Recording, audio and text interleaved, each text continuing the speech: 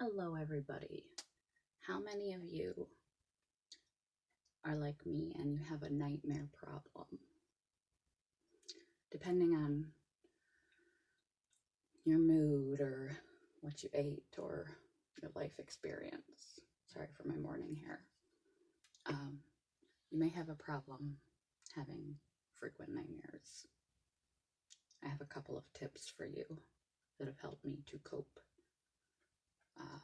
Number one, while you're in it, did you know that we cannot read while we're sleeping? That's part of the conscious mind that can put numbers and words together.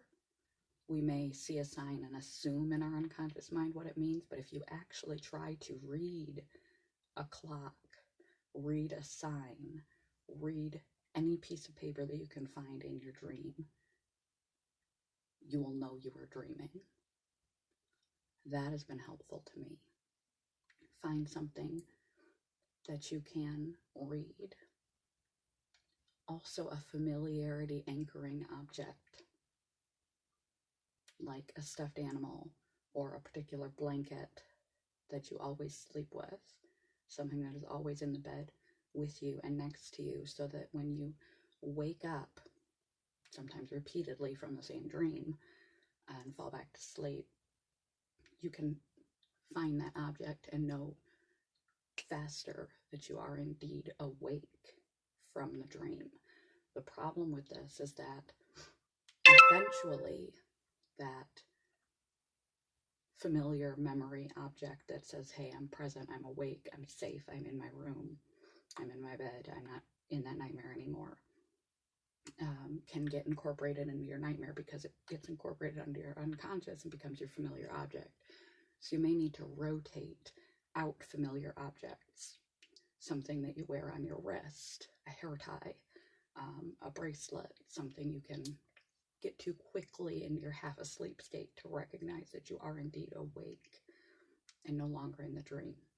You can also make your familiar object a readable object, like the numbers on your clock, or put a poster or something above your bed that has writing on it. And if you can read it, you are awake, you are safe.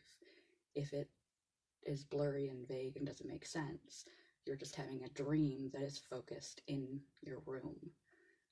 So those are some tips for coping with it, making sure you're awake from it, because sometimes some of my worst nightmares are the ones that take place in my room.